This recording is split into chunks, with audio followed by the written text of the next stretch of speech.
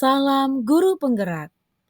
Saya Gerda Panggabean, CGP Angkatan 11. Ini merupakan tugas demonstrasi kontekstual modul 1.4 tentang penerapan segitiga restitusi. Segitiga restitusi merupakan proses diskusi guru atau orang tua kepada murid untuk menuntun murid dalam membimbing murid secara mandiri dan bertanggung jawab menemukan solusi dari permasalahan yang dihadapi. Segitiga restitusi memiliki 3 tahap: menstabilkan identitas, validasi tindakan yang salah, dan menanyakan keyakinan. Pada tahap menstabilkan identitas, berprinsip bahwa melakukan kesalahan itu adalah proses pembelajaran dan menggiring pemikiran bahwa semua orang dapat gagal dan memperbaiki kegagalannya. Pada tahap validasi tindakan salah, berpatokan bahwa kesalahan atau tindakan yang diambil pada umumnya berdasarkan kebutuhan tertentu. Dan dengan pendekatan hubungan yang baik, mau mengakui dan mengenali kebutuhan murid. Pada tahapan menanyakan keyakinan, murid mengaitkan keyakinan yang ada dengan tindakan yang dilakukan. Murid akan digiring dengan pertanyaan-pertanyaan untuk menunjukkan tanggung jawab atas kesalahan yang dilakukan. Berikut, kita buatkan contoh dalam sebuah kasus dengan menyelesaikannya dengan segitiga restitusi. Tadi mendengar laporan dari Kenzi bahwa kamu mendorong Kenzi saat bermain di jam istirahat. Benar itu, Nak? Iya, Mem. Bagaimana kejadiannya? Tadi Tio dan Kenzi bermain tam-tam buku, lalu saya ikut, dan setelah nyanyinya sudah siap, saya memilih di belakang Kenzi, lalu saya mendorong Kenzi, Mem. Oh, jadi benar kamu mendorong Kenzi. Iya, Mem. Padahal di tam-tam buku itu, di permainan tam-tam buku itu, kan tidak ada aturan permainannya harus mendorong teman. Nah, sekarang apa alasan kamu melakukan itu kepada teman kamu? Bercanda, Mem. Apa, Nak? Bercanda, Mem. Bercanda. Berarti Gracio melakukan itu hanya untuk kesenangan Gracio. Sementara ketika Gracio senang, tapi sampai melukai teman loh. Nah, dari tindakan Gracio ini, Gracio sudah melakukan keyakinan kelas kita belum? Keyakinan kelas yang mana Gracio langgar? Bermain dengan melukai teman. Bermain tanpa melukai teman.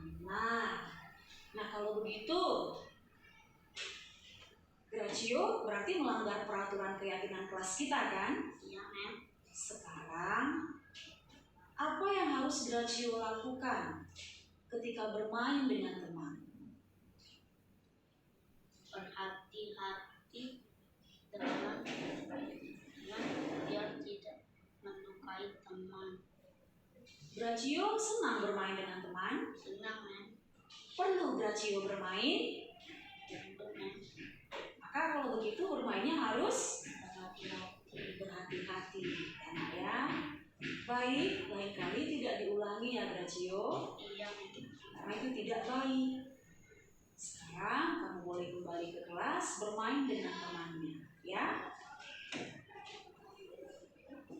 Terima kasih, Mem. Oke.